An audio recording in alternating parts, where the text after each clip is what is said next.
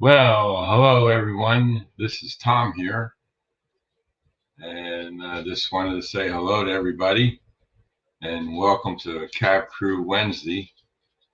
First one in was Floyd Robbins. How you doing, Floyd? And Hot Dog Pilot Andy. How you doing, Andy?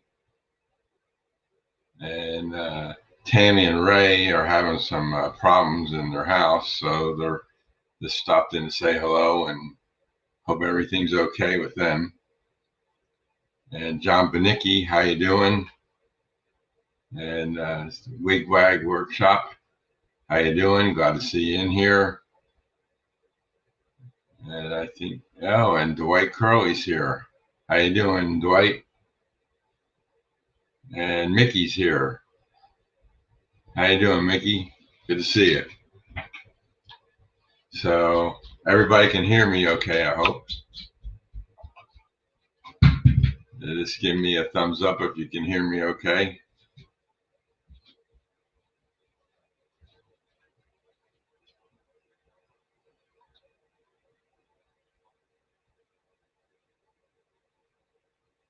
Great, thanks, John. So I hope everybody's had a good week so far. This is Hump Day, so I've been 3D printing a lot of stuff, and Andy has done me a big favor, Hot Dog Pilot. I'm working on a farm scene on one of my levels in my layout, and I found this thing that I couldn't find anywhere, and I went to the website. Hey, Ray Burleson, how you doing? Good to see you in here. And I searched for it, couldn't find it. Then I finally found one that was in stock at this one place. And then I said, okay, I'm going to order it. And I placed the order, put my address, name in, and everything. And then it says select a country, and then the United States wasn't even listed in there. So I said, huh. So then I emailed them and said, hey, don't you ship to the United States? And they said, then they replied back later that day and said no. But in the meantime, I was talking to my buddy Jim Tedesco, and I was telling him about it. And I said, gee, I wish I knew somebody in one of those countries that they did send it to. And one of them happened to be Great Britain. And he said, yeah, Hot Dog Andy. So he then sent me Andy's email address, and then I emailed Andy, and he said, sure, no problem. So they finally shipped it, and it's on its way to him. It just left the country. I don't know what BE is. That's the country designation that it's coming from. So, but it's on its way. And then once Andy gets it, then he's going to ship it to me. So it's going to be interesting. Once I get it there, then I'll do a video of it and I'll show you what it is. But it's going to be, BE is Belgium. Okay. Thanks, Andy. That's what I thought it was. Wasn't sure. But so that's what I was working on. And I'm almost ready to start doing my streams from my train room again. I was going to do it tonight, but I ran into a little problem, so I didn't do it from my office. And I've been working a lot on my signals. I've been testing them out, making sure that after I've added all the resistors onto the wires that they still work when they're connected to the lights. And when I removed them, then I left them loose. So I can't run the trains yet because some of them are just dangling over onto the tracks and stuff. So what I'm doing is I test the signal, all the aspects on it, And if they all work, then I glue it back in place and mark it off and then go to the next one. And it's a long process with all the signals that I have. So I'm getting there slowly. So once that's done, then I can start running the trains again. And then I'll be in the train room and stuff like that. So there's a lot of things going on. And I've been 3D printing this farm scene. I 3D printed this tractor. I had green rosin that I got, and I'm making a couple of these. I have another one on the printer now. I'm just waiting for it to drip off. What I was trying to do was I'm building a cornfield at the farm scene, and I was trying to print corn stalks. And what was happening is, see how, I don't know if you can see it, but if I can get it to the camera, see how it's curved up? Well, it was out to here, and all the stalks on there were real short. So I tried this, see how that's curved. Couldn't get it to work. Jim got it to work, but these are small, not as tall as I needed them. And so I decided to go out and get a box of the same ones that I bought before, but nobody had them in stock. Matter of fact, the company that makes them, they were out of stock, back ordered. Then I just did some search and I found Lombard Hobbies out in Illinois. They had some boxes in stock, so I ordered 2 boxes, and that'll finish up my cornfield project. And then on the other side of the farm, I'm making a wheat field, and I got some supplies coming for that. So I'll have a wheat field on one side, a cornfield on the other. And that's what that barn was for, that you might have seen in my one video. I did a video showing the barn that I 3D printed. So let's see, anybody else new pop in? Hey, Bernard C., how you doing? And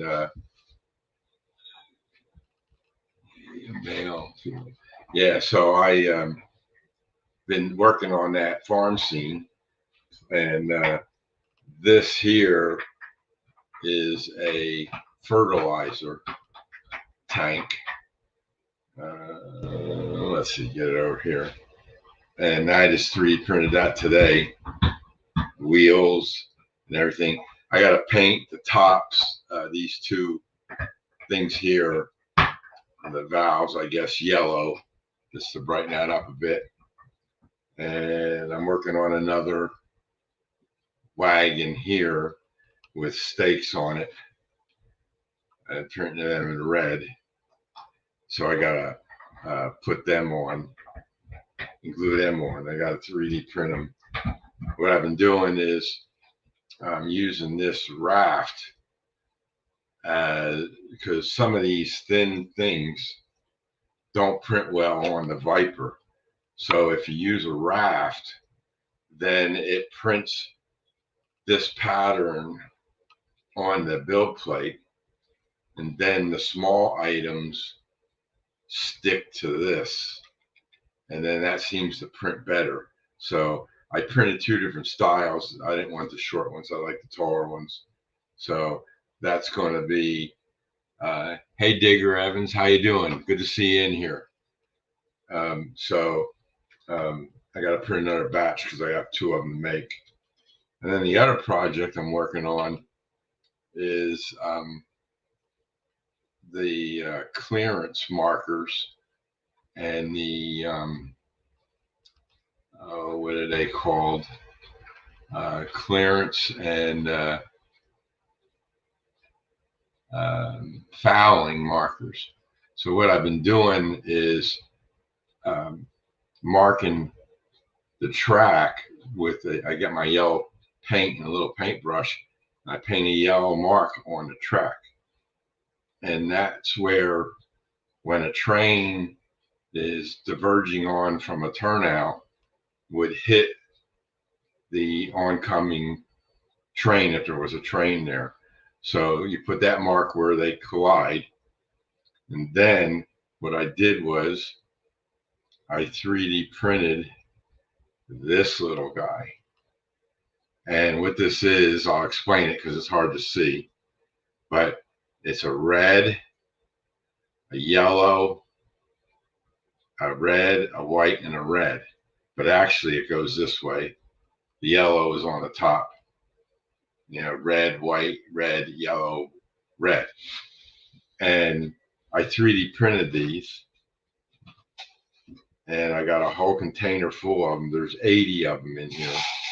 That's how many intersections or places of collision I have on my layout with all the turnouts and everything. So I 3D printed these, but I had to do them in 3 pieces because I only can change the color once on the software. It doesn't allow me to do multiples. Would have been nice to print the whole thing, you know, go red and white, then back to red, then the yellow, then back to red, but can't do that. So I had to print a red and a white one, a red and a yellow one, and then a red one. And then I super glue them all together. And that's a pain in the neck. I put them on my desk and try to line them up the best I can.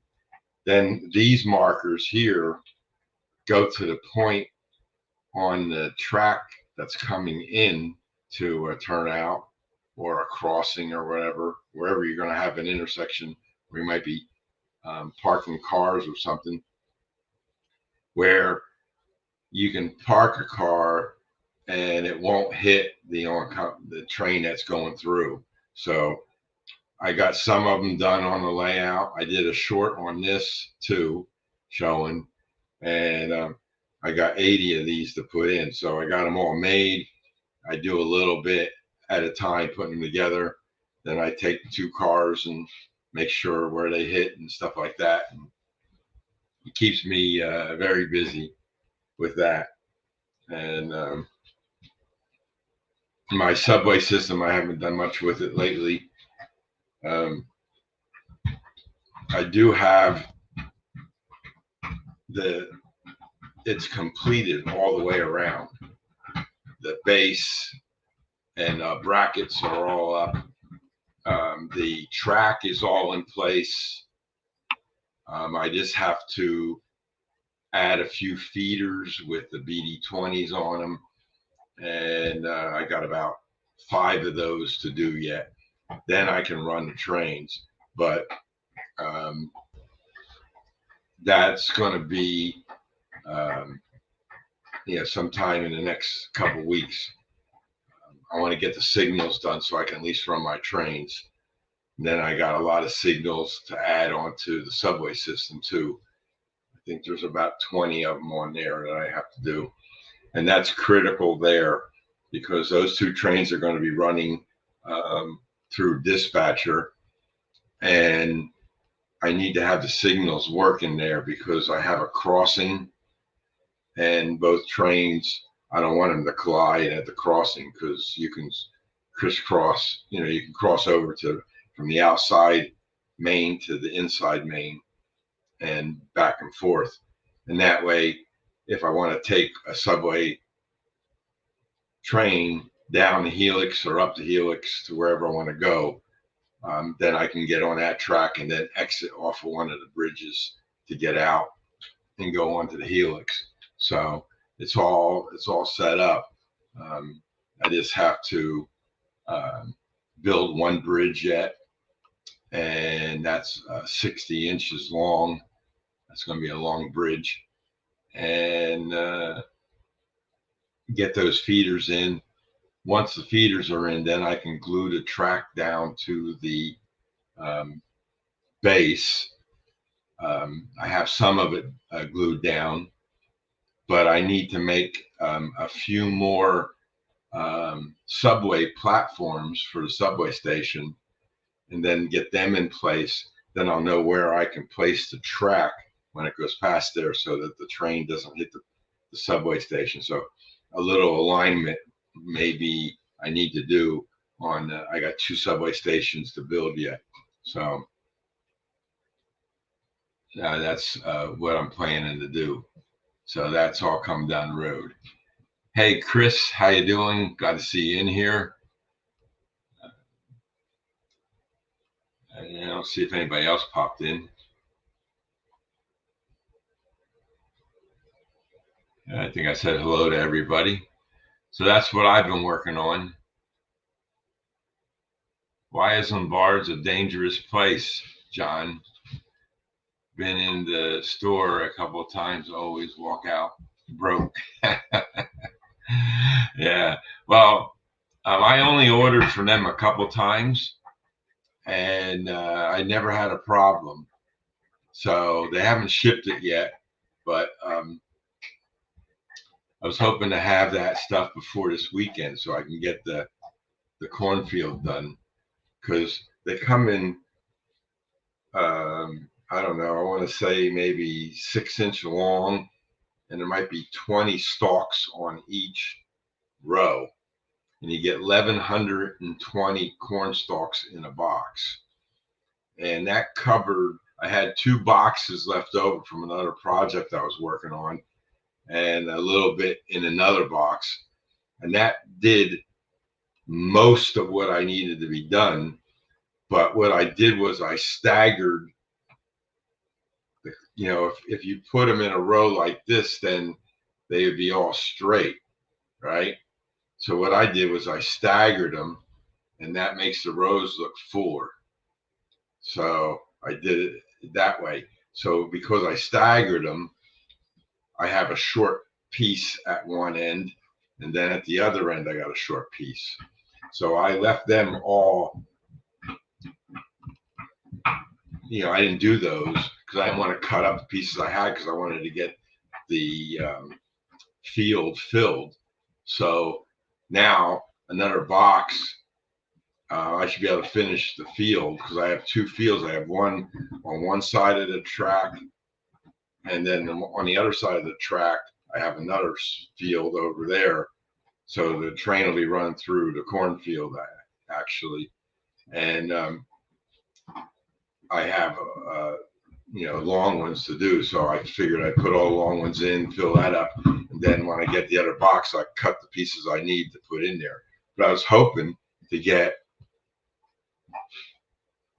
you know, this to work on my printer. That's why I bought the green rosin to print the corn stalks with, but they wouldn't come out. Jim Tedesco had problems printing them. He finally got them to print, but I can't get them to print here. I don't know what's going on. So, hi Cheryl, how you doing? This discussing trains and stuff. Anybody got any questions about it? Just let me know. Floyd, yeah, clearance markers. Yep. I was watching Humanity Junction Heath about 2 or 3 weeks ago. He did a show on clearance markers and fouling points. And I always was wondering about that on my layout, but I never knew what they were called, because I would always eyeball it. You know, when I would park a train on a siding, I would eyeball it and make sure that the oncoming train wouldn't hit it. So I was doing it that way. But now with the markers and the fouling points, I can just look at the track and then I'll know where it goes and stuff. So I'm going to put them in place and go from there. So, yeah, Cheryl Mason, you're new to me here. I'm glad to see you in here. Appreciate it. Lombardi has good in-store sales every time I go there. Oh, okay, John. Is that close to you? I guess so, if you go to the store. But I keep checking they're online, and they say waiting to be shipped. Hey Heath, how you doing? Glad to see you in here tonight. How's everything going? Yeah, Heath has a show tonight at 9 o'clock. So if anybody wants to go watch that at 9 o'clock, um, about 2 hours away, it's not too bad. My closest hobby shop is about 10, 15 minutes from my house. But they don't have the electronics stuff that I use a lot. Trying to save a painting disaster. Yeah, well, he has a show at 9 o'clock, so if anybody wants to go watch that, I won't be offended if you drop off and go see Heath. Yeah, we got to spread the love around everybody, so make sure that everybody knows he's on tonight at 9. So one thing good about Heath on that Wednesday night, it left Tuesday night open. Now I can do things. Every night it's watching the show, and it's hard to work on your trains while you're watching the show. So did Papa John pop in here? Hey, Papa John, how you doing?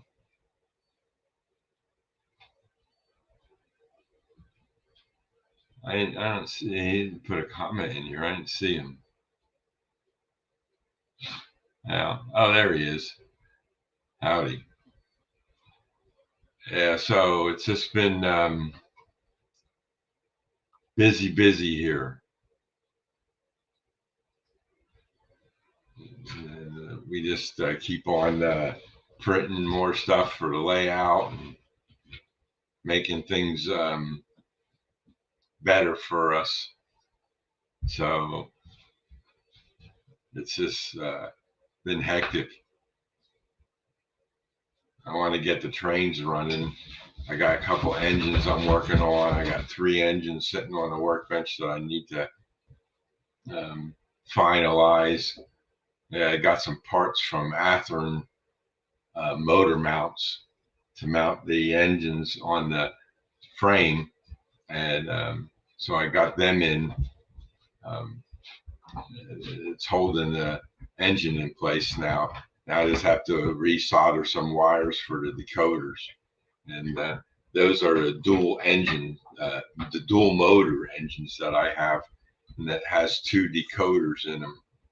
So um, that's the ones that I had Jason, the train freak, do for me. But we used double back tape, and it wasn't holding well. So I finally got the motor mounts. Those engines are from 1979, so they've been around a while. Oh, you like my dog? Yeah, that's Harley. He always is right underneath my feet all the time. Working on the layout, he's always in that room watching me. And then I have to crawl underneath the layout, and then I can come up on the other side. So he sits and waits for me on the other side of the curtain. And then when I crawl out, he's ready to start licking me in the face. So he he loves this stuff that he loves to watch. Now he's chewing on a bone. I guess you can hear that.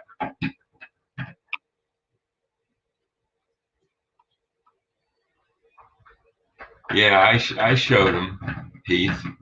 You want to see him again? They're right there, real tiny. That's them there.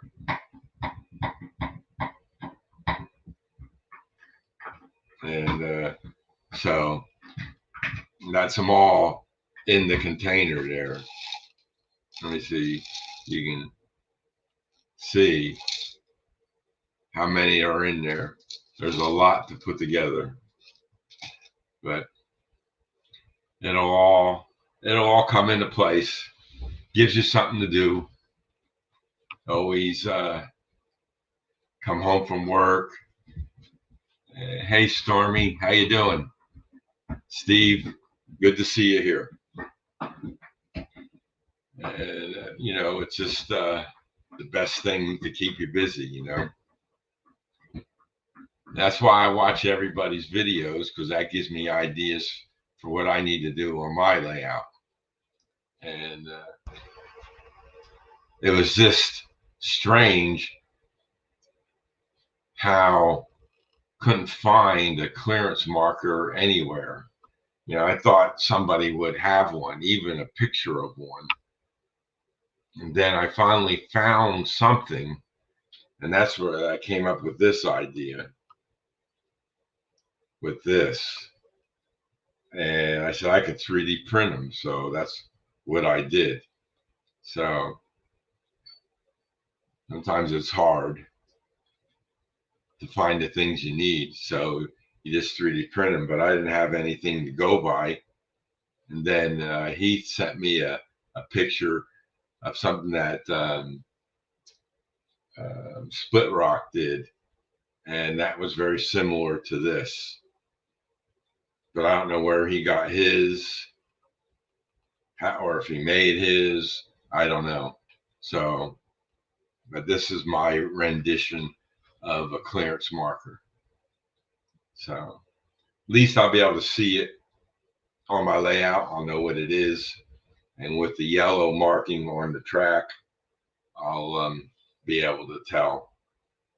So, hey, Jerry, how you doing? Good to see you here. Thanks for stopping in. Let's see. You have a lot of them to fit. That's right, Digger. I have tons of them. Well, I need 80. So there's 80 red and whites. There's 80 red and yellows, and there's 80 just red. So yeah, it's a lot. It took me a long time to figure out how to print them. I was only able to print one at a time, and that was taking too long. I mean, it only took a minute or two to print it, and then I'd have to change the color. So I have to pull the color out, put the other color in, feed it in, cut it off before I let it print, send the code to the printer. And, I said, why can't I print multiples? And then this method worked. I was able to do 40 at a time on using this, which is a ramp. Make sure that I'm saying the right name, because you have skirt. Oh no, I'm sorry. This is a raft, not a ramp. It's a raft. That's what it's called. So this method of build plate adhesion type is you have a skirt, which puts a real thin layer around your object. You have a brim, which puts a thick layer around your object, and the object sticks to the brim. The skirt, the object doesn't stick to it. Then you have a raft, and that's what the raft looks like. Hey, Sparky, how you doing? Glad to see you in here. Hey, Randall, hello, how are you doing? Are you at work or home? And it's good to see you in here. So, yeah, the raft is the raft helps you print thin parts on the Viper, and then you got to scrape them off the raft, and without breaking the part. So, yeah, that's have to be a little careful. That's why I use my knife for it, and it helps. So.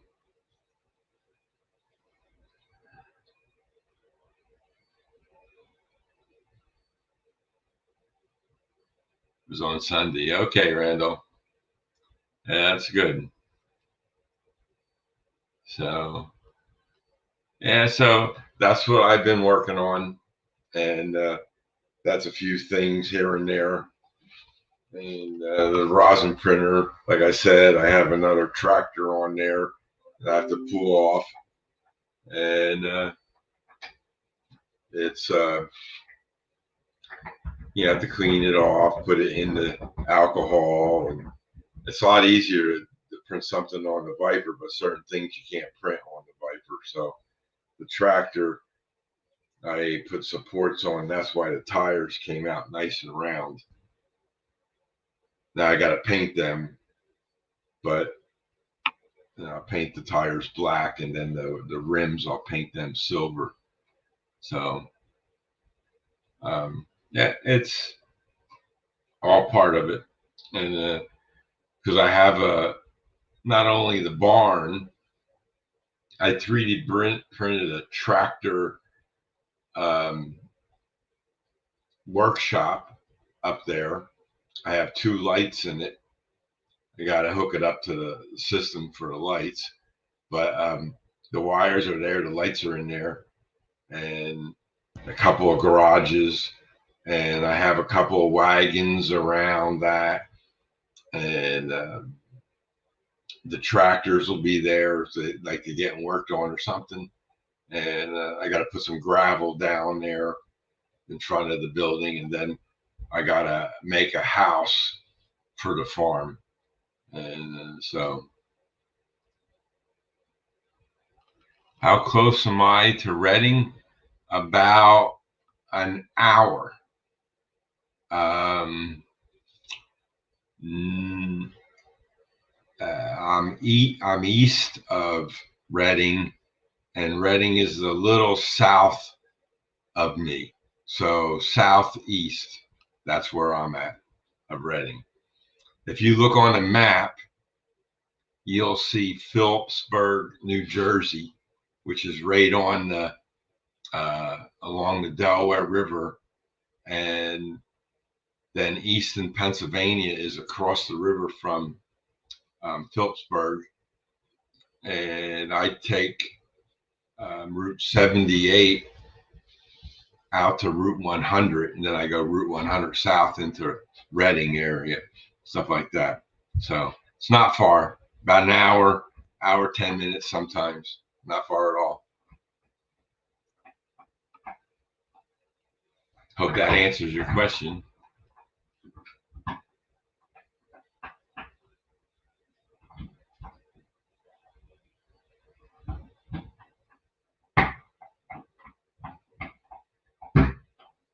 That sounds good. Yeah. That'd be no problem. Glad to show you. Yeah, after the meet and greet. Yep. Are you driving down, Sparky? Hey, Artie, how you doing? Hey, Mike, Deep Run Railroad. Hi, how you doing? Glad to see you in here. Yeah, so, okay, cool. That's good, Sparky. I'll give you exact mileage later, Spark. I'll email you. Then you'll know for sure. It's I haven't driven to Reading in a long time, but usually it's an hour, a little over an hour. Sometimes depends on traffic, what day of the week it is, and everything. So how's Artie doing?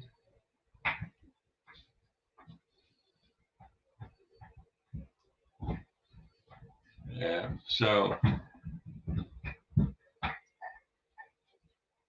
I don't know. Anybody saw the bridge that collapsed in Baltimore? Just very devastating to see that happen. I heard about it when I woke up in the morning that day, and the only good thing about it was at 1:30 in the morning, so it wasn't a prime time of the day because that bridge is really crowded. But that was something to see.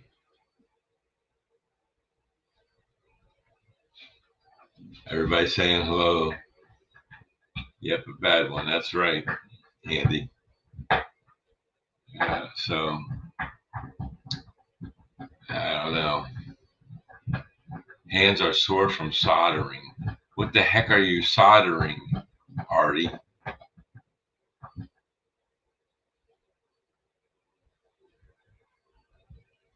Yeah, John, it was amazing how fast it fell. What does that tell you? It's a surprise it never fell with all the cars on it.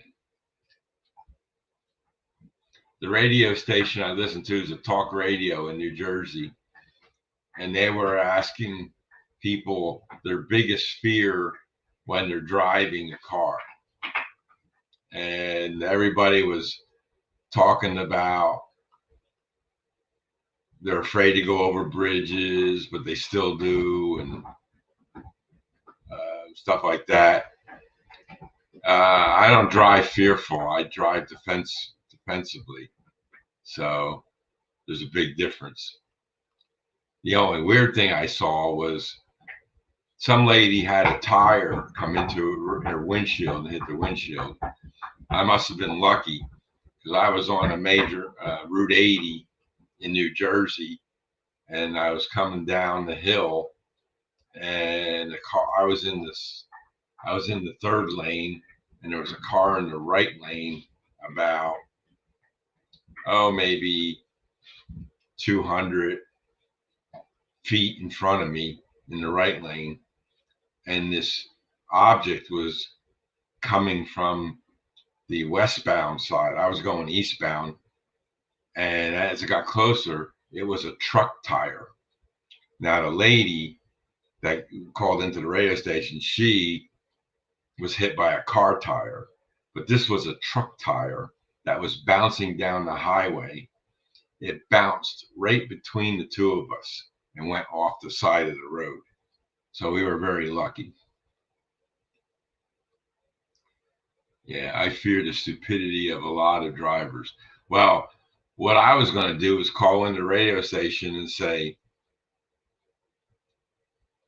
they were saying, what's your, what big fear about driving and everything. I say, well, it's the people that get in their car in the morning and put the key in ignition.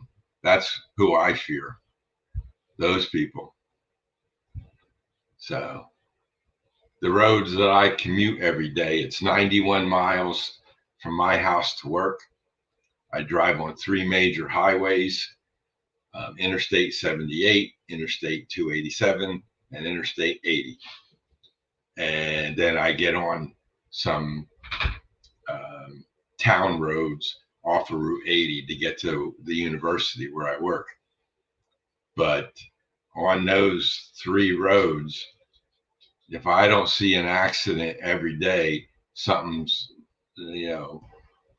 not right in the world. And it's just the stupidity of people flying up the right lane and cutting across 3 lanes to get in the left lane. What are you in such a hurry for? You're going to get there eventually. Yeah, that's right, Papa John. Other drivers scare me. Right. Now, I drove a motorcycle. That's how I learned to become a defensive driver, because you have to be on your wits when you're on a motorcycle because people just don't see you. I drive by Braille. Yeah, right. Yeah, I see a lot of people that do drive that way, Bernard. It seems like they're driving away. Yeah, 91 miles one way drive to work. Yep, that's right. Sometimes it takes me 3 hours to get to the office and then 3 hours to get home. So not only do I work 8 hours, I'm in the car 6 hours sometimes. The best I've done is an hour and a half. And that was all the traffic lights were green and there was no idiots on the road that time. But that was my best time, an hour and a half. Normally it's 2 hours, 2.5 hours, depending on traffic. Yeah, 3.8 miles from work. I used to live 2 miles from work, but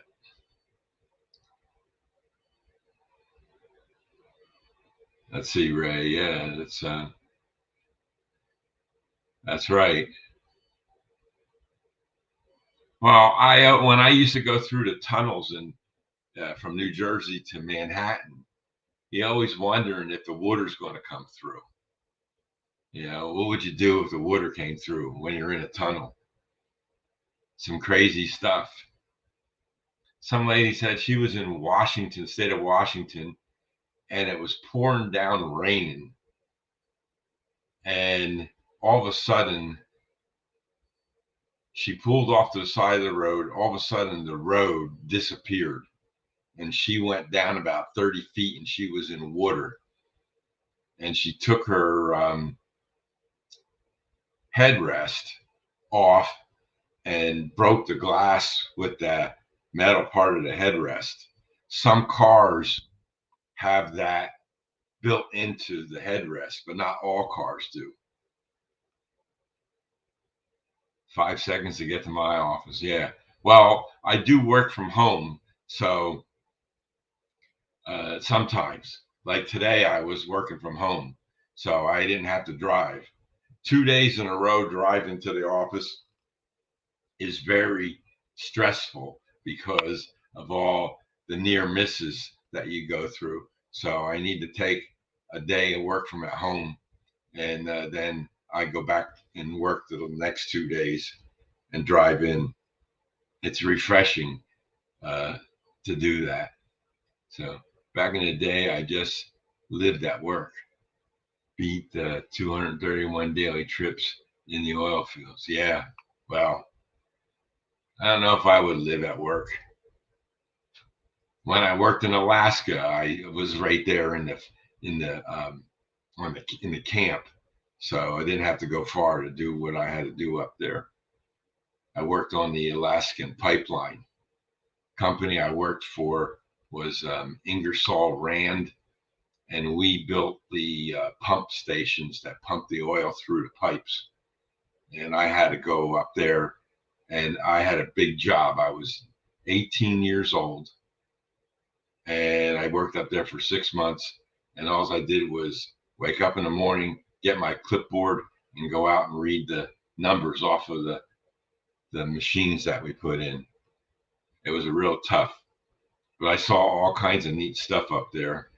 The only problem, it was summertime and it was daylight all the time. It was hard to sleep at night, but that's how it is.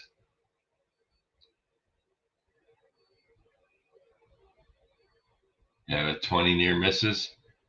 Already, I have 20 near misses the first 20 minutes of every day. I don't know why people think that the space between you and the car in front of you is a space for them to get into. They make, what do they need to get into that spot? You know? So it's crazy out there. But if I look at my phone, it says I got 310 days till I retire. So no more driving the 91 miles. January 31st of 2025. So I'll be a free man.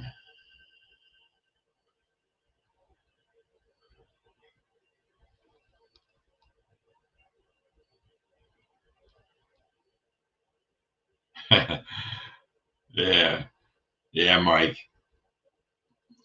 I know. That's funny. I wouldn't say anything about a leaking tunnel when you're driving through it, that's for sure.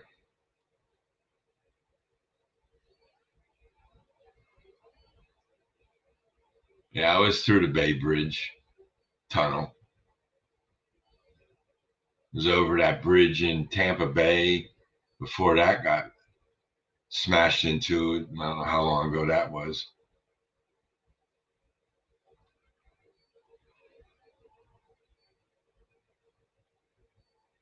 Well, Artie, the rule here is nobody follows the rule, but the rule here is every 10 miles an hour is a car length. So if you're going 60 miles an hour, you better have 6 car lengths in front of you. Well, guess what you're going to have? You're going to have 6 cars in front of you. 2027. That's not too far away, John. Good luck to you.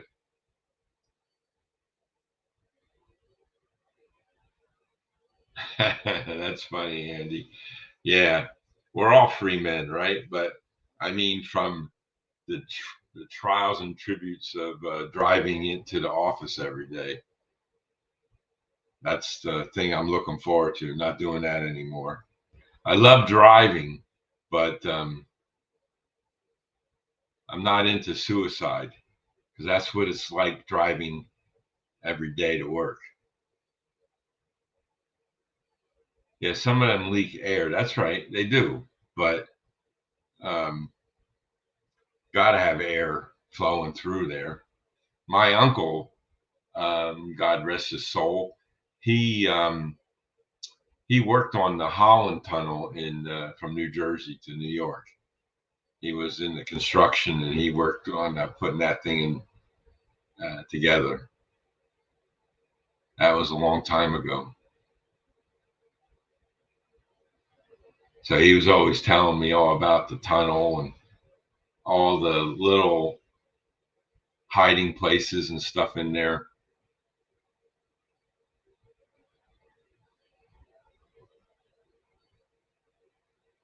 Yeah, that'd be nice, Sparky, if we can do that. But doesn't YouTube take half of the money you get anyway? I don't remember what the percentage was, but it seems like they take, somebody gives you $10, you get $5 or something. It's just, they shouldn't have to take hardly any. Your lawyers want me to retire, so I should be retired next year. I can annoy more people in the U.S. I don't know, at 30%. Yeah, see, that's a big chunk for them doing nothing. You're doing all the work, right, Sparky? You're working on producing a good video. You're working on producing a good show. You do all that hard work, and they get 30%. What do they do for you? Nothing. So, but they know how to take it off the top. So I enjoy driving, but not with the idiots without common courtesy or some common sense for that matter, Steve. That's right, Steve. They don't know what courtesy is, and definitely they don't have common sense. That's for sure.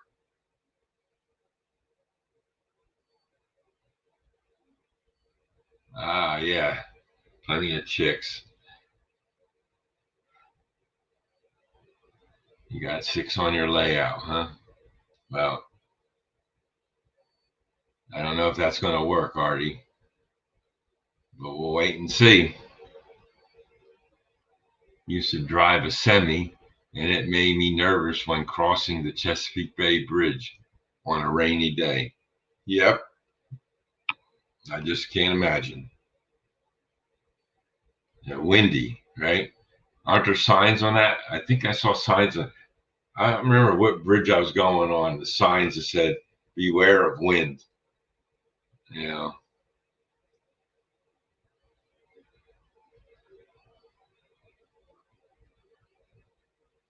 yeah. Well, public transportation could be better, then more people would use it.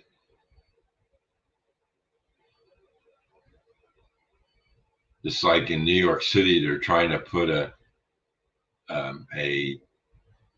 toll on people that will drive into certain streets and stuff like that in Manhattan. So and that's got a lot of people upset, and it's a lot of money. And then it'll double whenever they have a gridlock warning. So what are they going to do? They're going to say there's a gridlock every day, and they'll be doubling the fee for everybody every day. So can't stop them from that. So glad I don't drive in there. I used to drive in there when I was a limo driver. I don't know how they're going to make money anymore. Well, I used to work for a company. I wasn't an independent. So they paid all the tolls and everything. Yeah, it's very windy and long. Yeah. They even have drivers if you don't want to drive over the bridge. That's interesting.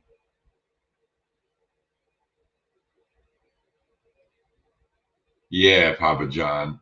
But are they really?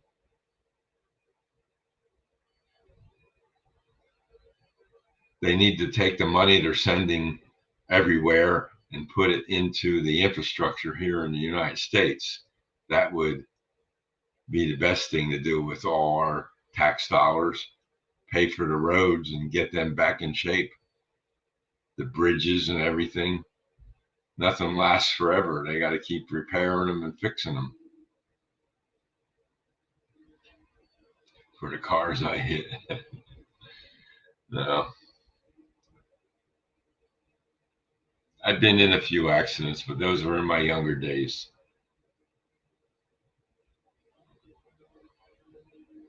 And only one was my fault. All the other accidents were somebody else's fault.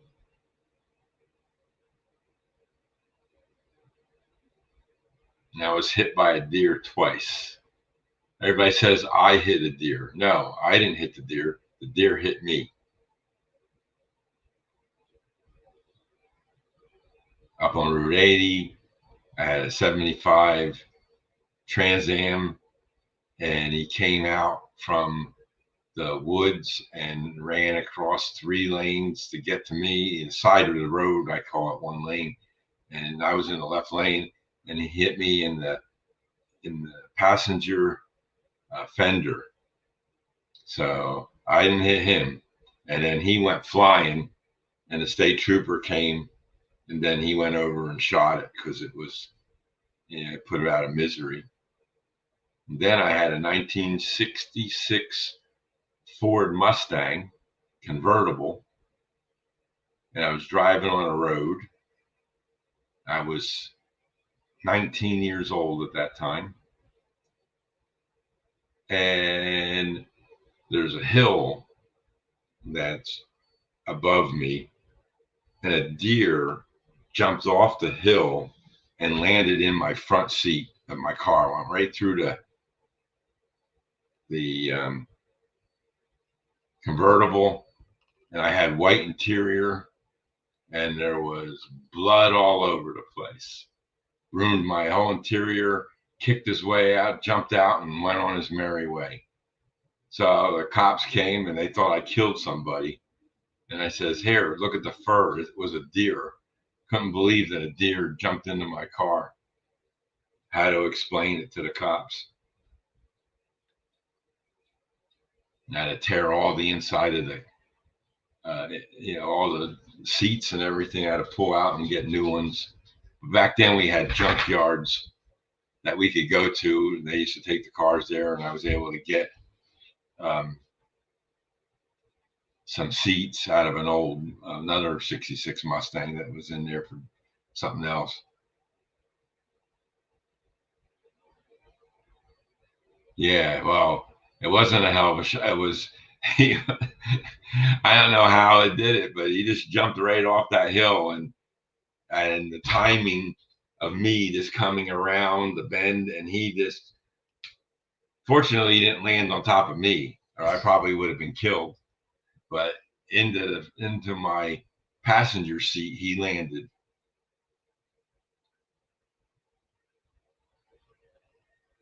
Back then, you didn't have cameras, so I couldn't have videotaped it. It would have been one of the funniest videos. I could have showed it again.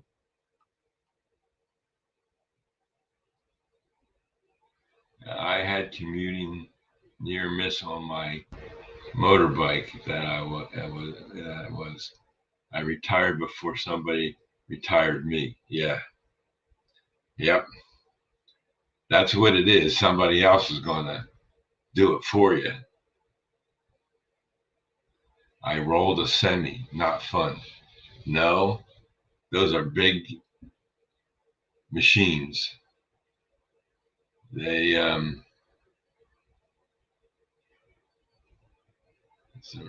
dropped the speed limit down to 20 and no trucks. I must have missed what that was about. I rolled a travel trailer. It was not my fault. The hitch broke. Yeah.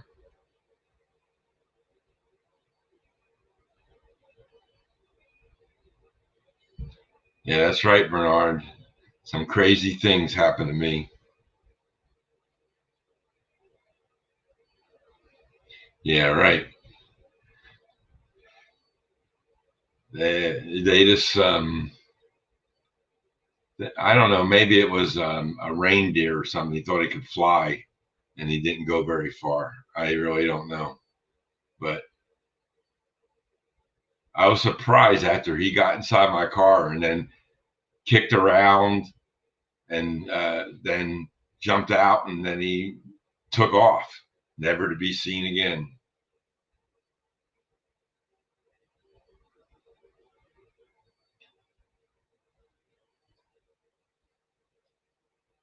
Yeah. So it's, life experiences, right? So I'm sure everybody has them. Not the only one. But, well, let's see. Not even an hour yet. I don't know how much more I can ramble on, folks.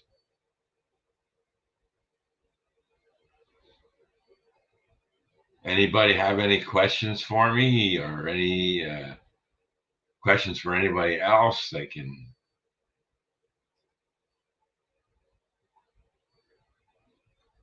sure to. Oh, wait a minute. Maybe I'll do this.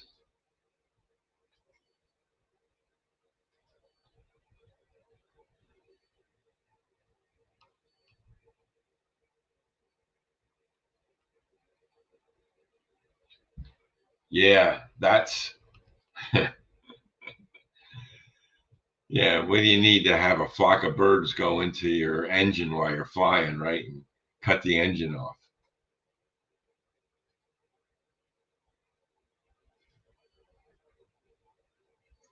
There's the link for the stream if anybody wants to come up. You can come up and join the panel here if you like. And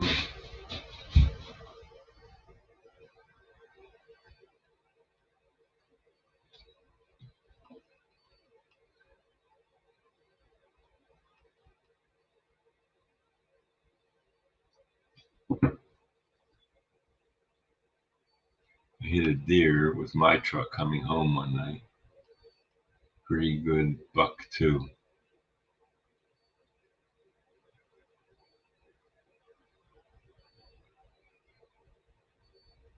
Oh, ham radio. Boy, I haven't seen a ham radio in a long time. Need a machine to make the layout automatically, just like a 3D printer. Okay, I got somebody down in the basement here. Let's bring him on up. Hey, Thomas. Hey, Randall, how you doing? Oh, doing pretty good. How about yourself? Oh, hanging in there. Yeah. So, yeah, it's been busy. Yeah.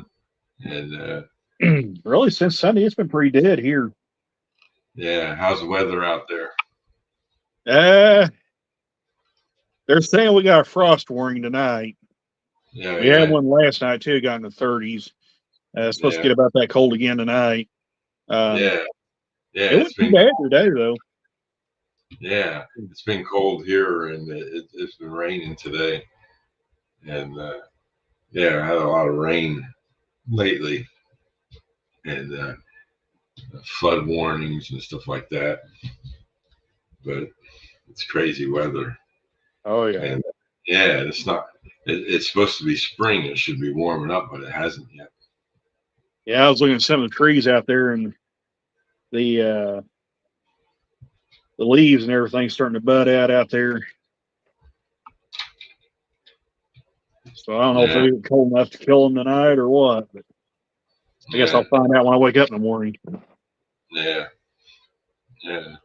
So the general call sign. Okay. Well, I got my gas stove heat going just in case. Yeah, So yeah, yeah, yeah. I don't know what the temperature is here. Let's see. Temperature here is right now 47 right now here. So that's not I too didn't bad. look to see what the temperature was right now.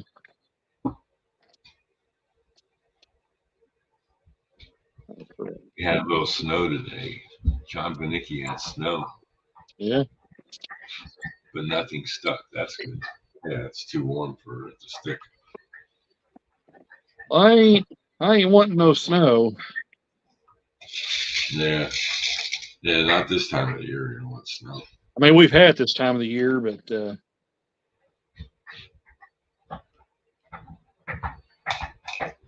Yeah, so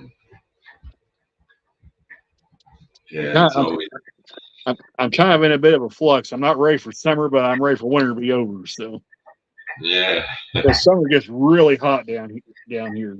yeah. So hey, Papa John's here too. I'll bring him up.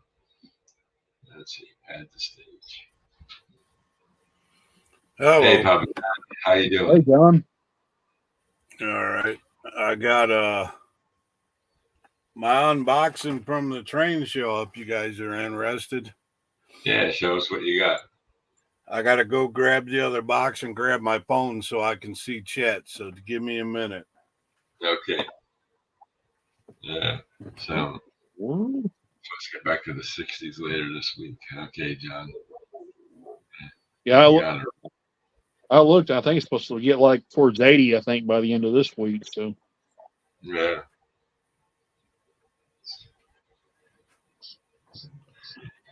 Yeah. So it's crazy weather we've been having, but at least yeah, it's we had like 73-degree weather a week ago, and for like 3 days in a row. And that got everybody excited about the weather, and then all of a sudden it got cold again.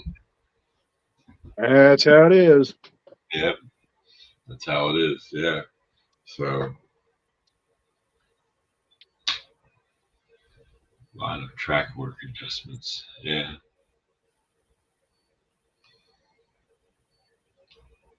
Yeah. Yeah. So it's a lot of stuff going on. Let me see. You want to check my. Yeah, I took one of my old Atherton Blue Box engines out and tried it out. I had an F unit. Cracked that thing open. The gears was plumb dry in that thing. So oiled it up, and greased it up, took it back out to layout. Now it's got a short in it. Yeah. So Yeah. So. Oh, Andy, I just checked my tracking, and it said it departed to the country of destination. So probably be in Great Britain tomorrow.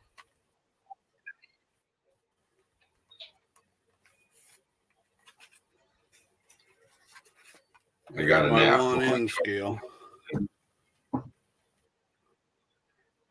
Here, let me bring you up bigger. Let me That's see. a Penn Central.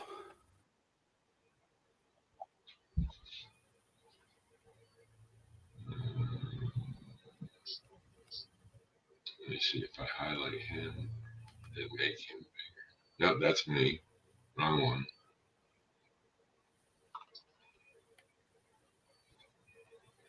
Let's see. It's been a while since I had people up on the show, so I got to figure out how to. There we go. There it is. There you go. Oh, That's yeah. nice. U30C. That's all. Is that a New York Got Central?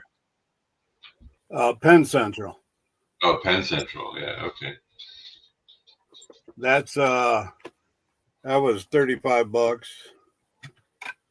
There's I got one caboose. There you go. C&E-I. And here's D&H or wait a minute, this is no, this is Bangor and a Rustic caboose I got with 2 engines. Yeah. And the one's a dummy. This is a dummy. This is an old AHM that he made into a dummy, but it's on an Athearn frame. Yeah. And then the lifelike BL1. Mm-hmm. This has got DCC in it. Oh, that's nice. So that I got that per set for $50. And this engine's from a different show. I'll just put that out of the way.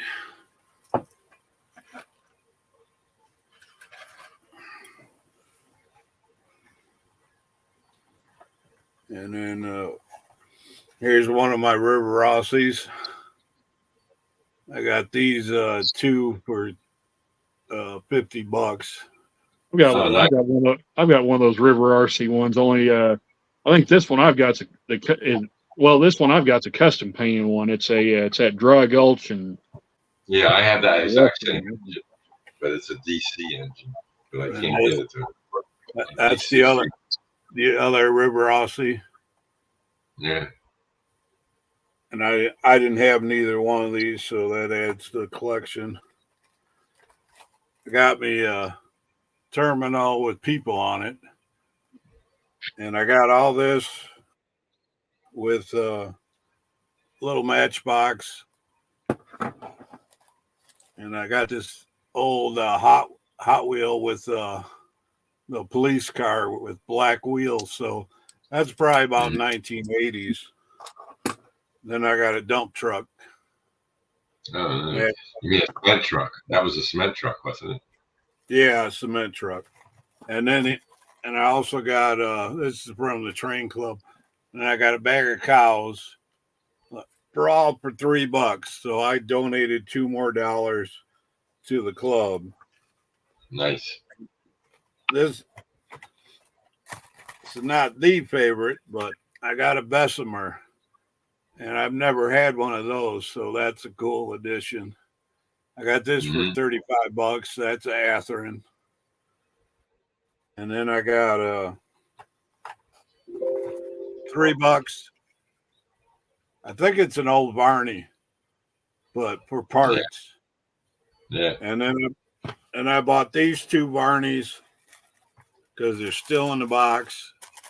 They said as is, so I'm gonna have to try to fix them, but these got to be from the 60s, maybe 50s, but they're both in the box, and I just love the color. That's Great Northern. Yeah, nice color schemes they had. Yeah, and then I got another little box over here. But I've already posted on video. I got an O scale. I got a passenger train from the UP, but that's on my shorts. You have to go look on there because that's in the other room. Right. I got this old Lionel still in the box car here. Yeah. I think I paid $15 for that. This was $5. I'm going to open that up in a second. And this box here, yeah, this whole box, I paid $5 for the box, but it's got one of those BL1s in it. Just I got to, take it apart and clean it and fix it. But there's like 2 box cars, a bunch of track, a bunch of parts, an old metal tender, and then a bunch of track. For $5, Right. I bought it with that $3 engine. That was the same guy. So for $8, I got a box of trains. Right. And the track was the old Atlas track. But like I said, the best thing I bought was that Lionel Passenger. It's like you got the engine, the middle car, and the end car. So that's all like a Caterpillar. It all hooks up with the wheels, and it looks pretty cool. I don't know what you call it because I never seen nothing like it. But the front engine, it looks like a Caterpillar. So I think it's pretty cool. And especially because I'm not a UP guy. Yeah. It was just the price was right. It had. Yeah. I got it home and I seen the price tag, what it cost the guy, and I got it about a third of that price. So I'm pretty happy with it. It runs good. It's an MTH. So I didn't know, but when you get an MTH, you got to put them on the Lionel track, turn the power on, and then there's a battery in it. It's got to charge a little bit before it will move. Mm-hmm. And you just got to be careful so you don't burn them up. Right. Because I don't know that much about O-gauge. I'm still in the learning set. And I just bought I bought a transformer. It's a big Lionel transformer, but Right. I don't know how to wire it. So I got to find somebody who knows how to wire things. Lionel's. I never had a Lionel, so maybe on YouTube. Well, they got. I looked. There's 6 terminals on the front of the thing, so I'm not sure if I'm hooking the right wires up. So Right. I'm gonna go ask the guy in my train club. He knows a lot more than I do. Yeah, I went over to the Iron Triangle after the train show, and then my car wouldn't start. He had to come over and jump me. And Really? then, and then we went over there, and he started that engine up for me. It runs pretty good. You can take me down now. Okay. Scaring myself. Yeah. So, who was it that asked you if that was from eBay? Oh, Bernard. See, you go to the train shows and get that stuff, right? Oh yeah, I look at eBay and I'm thinking, I can't get no deals. Once you add shipping in with whatever you're buying from eBay, you're better off save your money and go to a train show. Right. Because, like, if you look at that Lionel I just got, they had like $400 on it. The guy wanted $175, and I offered him $150. So I'm getting a $400 engine for $150. Yeah, that's not bad. That's why when you guys show me the engine you're buying for $200-300, and I'm grabbing a box full at $20 each. That's why I got 400 engines, because I've been buying them for $5, $10, $15, Right. $20. It's more like $20 to $30 nowadays. But I just keep buying them because I love them. I got a lot of work to do. The weather's been so cold, I don't want to go work in the garage yet, but it's getting warmer. As soon as it hits at least above 50 and not windy, I can go out there and work. But I don't want to go work in the cold. That's right, John Benicki. Yeah, I feel the same way. I like to see things before I buy it too. Yeah, like this That was, here. I bought this for $45. right. Had DCC in it, but when I got it to the tracks, it didn't work. But the guys at Train Club put it on, reprogrammed it, and now it works fine. Right. So for $45 for a DCC, I think that's a pretty good deal. Yeah. The train show I went to in New Jersey, they had something that I never seen before. Was they had a test track set up in the booth, and you could buy engines there and then take them over to the test track, and they would put them on track to show that they run that way. And if it didn't run, like I bought an engine there, and the guy said, "I'm going to put your money in my pocket, and you go over there and test it. If it doesn't work, come back, and then I take the money and give it back to you." So I said that was pretty good. So I took it over there, and it ran fine. So I said, "Okay." But that's good. They should have that a test track for everybody to go and try to, run the engine. Yeah. Sometimes at a train show, you might buy a $200, $300 engine, and you get home and it don't work. That's upsetting, right? You go there, $5 engine, and it doesn't work. Well, then you can work on it. It doesn't feel so bad. But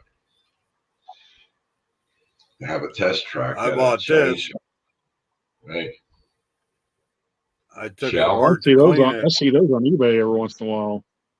Well, I got the whole train, but I took it apart and the engine mounts broke. So I got to buy brand new engine mounts before I can Is get it it back is it together. in Athens?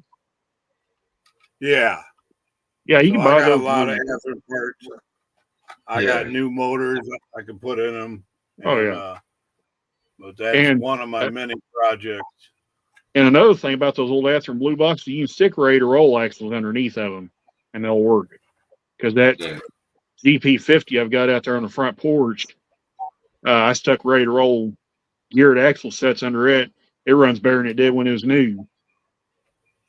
Yeah, I get the old Protos and put the new Athearn stainless steel wheels, and they just run great. I was just looking which drawer I got them all in.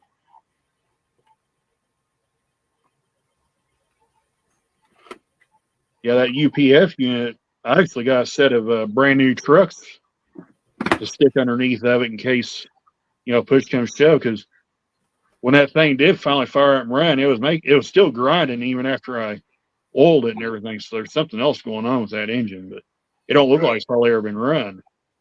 Yeah, I bought it to go with this one. This is a dummy. Oh, wow, so that's a lot of locomotive, John. I want to put the power one in front of this and pull this around the track. I think that's so cool. I got this, I think, for 20 or 30 bucks down at the Columbus train stores. That's where I got to go buy my parts.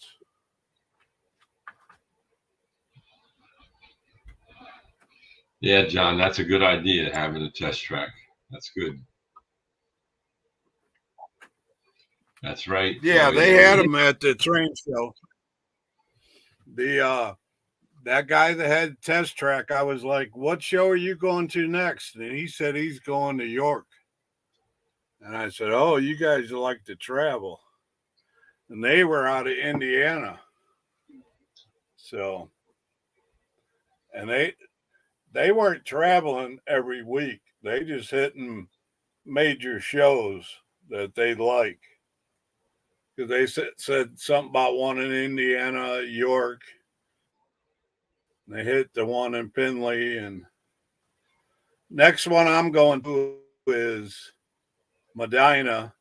That's really close to Cleveland. Mm-hmm. And that's on next day's my birthday. And then we're going to have the eclipse for my birthday. So, and if we're lucky, I'll get the sun back for birthday. There you go. You know, it may go out, just never come back. You never know about my birthday parties. Yeah. Yeah. But yeah, that's just the way it is. They can find a lot of neat stuff at a train show. And you could also find some good deals there too sometimes. That's why I don't you go to. also do what I do and buy stuff that drives you crazy. I bought this engine. I love it, but it's so old. I forget the name of the motor, but well, anyhow, here's the motor. It is so old, but Yeah. Ooh, I that got is it an old apart, one. cleaned it, got it running. But once I get it back to this point, something's shorting out. So it's not running. But it's a switcher. This is all brass. Okay, Artie. Take care. Have a good one. See you, Artie. It's all brass, and I just love it. I want to get it fixed. So either I got to buy a four-wheel motor to put in it and forget about that engine, or get that engine running. But Yeah. I've warmed up a few cuss words over this one. And I can't imagine even trying to make it DCC. Not with all that. Once you get it running, you can convert it to DC. See? Yeah, I think once I get it running DC, I'll be happy. Yep, there you go. I'm not going to push it. Yeah, I got an engine. I got to get back running again, too. I've got 2 Arizona and California GP35s. Both them suckers were running great when I stuck them in the box. I took them at Home and Garden Show beginning of this month. Stuck one of them on the layout, ran fine. Stuck the other one on the layout. The headlights came on, but it wouldn't run. So I don't know. I don't know what happened to that thing. I probably hadn't had them things out of the box in probably 2 or 3 years. Right. And they were running when I put them in there, so I don't know what happened. Yeah. Now, like I said earlier, I have 3 engines on the bench that I'm working on. Yeah. And once I get them working, the one is a total reconstruction of the inside. But I had to do some grinding of the frame to get the speakers to fit in there. I burned out my Dremel tool doing it. So, but at least I got it all cut so the speakers slide into the inside.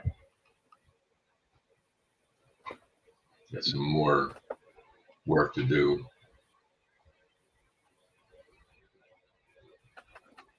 I think it's a GP 35. I think it is. I don't remember what number it is. Let me see. Engine projects. Where are you? Yeah, it's a GP 35.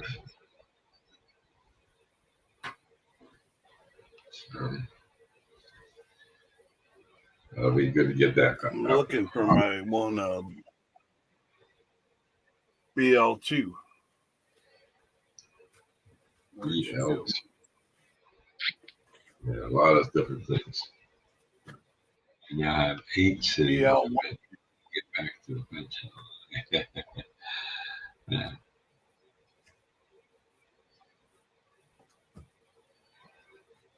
I'll tell you what. This one right here, this is a fun little engine to run right here. This U28C.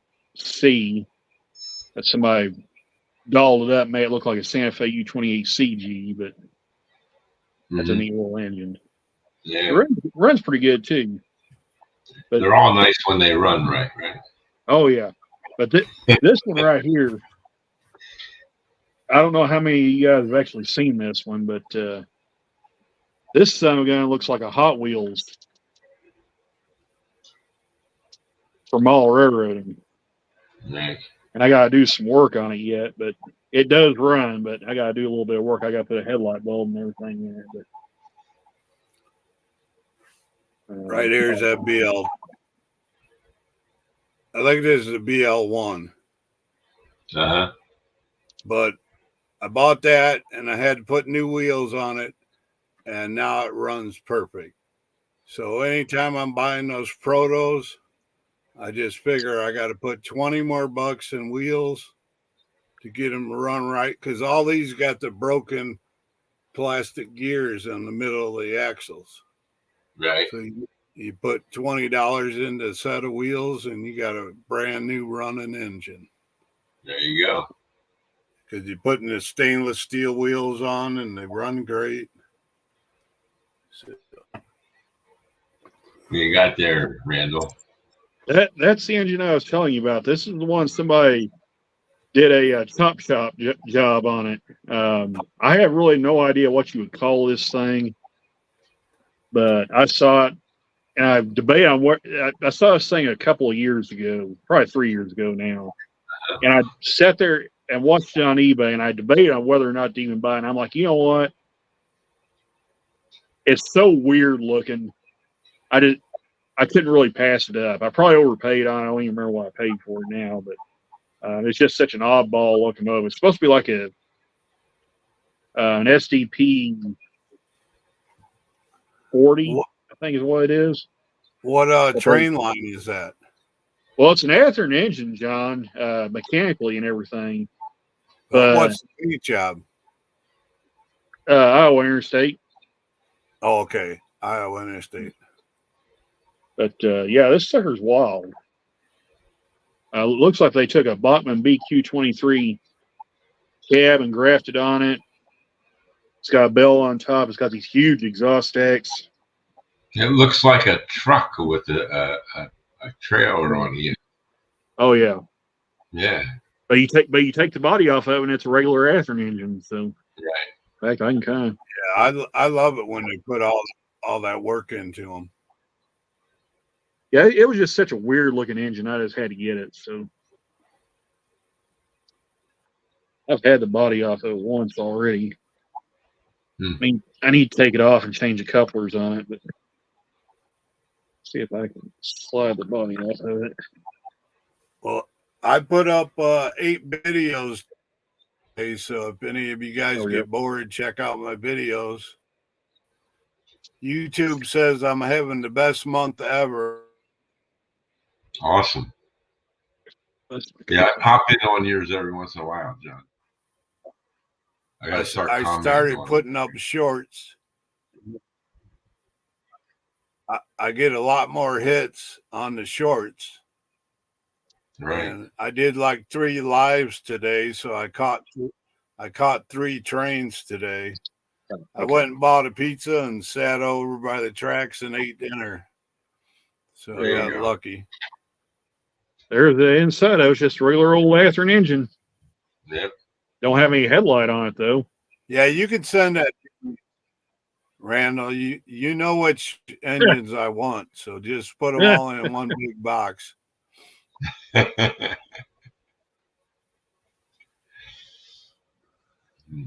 don't know. Yeah, now you mentioned Hot Wheel, Andrew. Randall. Now I got to show you my Hot Wheel. All right.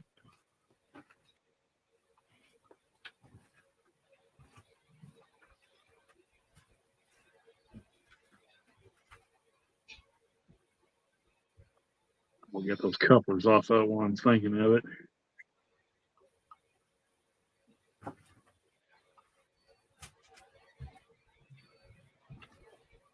When you look at my shorts, you'll see that I got train boxes setting all around my O gauge.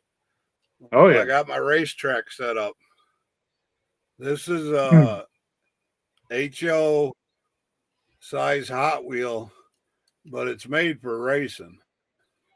Oh, slow It's car. a HO race car. Yeah. Yeah, but see, it's the twin mill. But I went to they advertise on YouTube, but it's called Pro Tinker Toys, and it's between Toledo and Pastoria.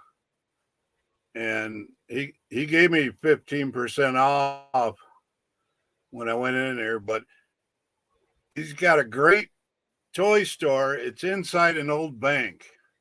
So you walk in the block and it's all full of these kind of cars, but he doesn't sell trains. Mm. He's just race cars and other toys. Got Hot Wheels, but he don't sell trains. So, but he's a really cool guy and he gives you a good price. I think this was like $30 or 25, but he had just the engine part with the wheels, $20, and I got a whole bunch of bodies. So I bought one of those and I bought this one. I've been running them with no problem. But yeah, I got the racetrack set up on lino boxes.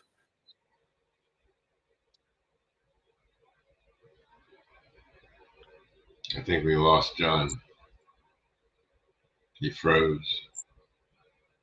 Tote of track. I got a whole tote, so I got plenty of track. You're frozen, John. There you Just go. need Now you're time because I ain't got no money, so I might as well.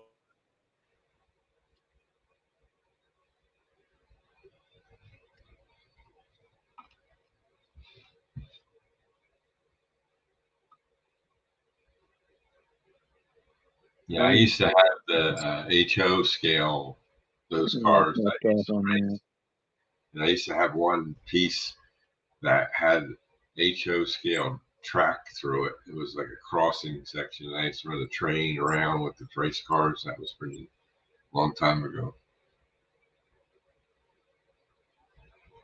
Yeah, I used to have a slot car set a long time ago. Don't have it anymore now, but Yeah. Well, they weren't called slot cars then. They were, I forget what they were called, but they were, had that.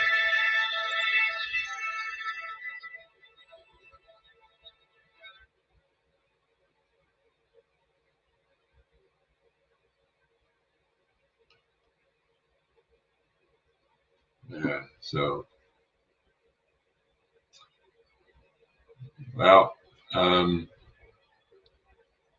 get that. There we go. I think you got it. yeah.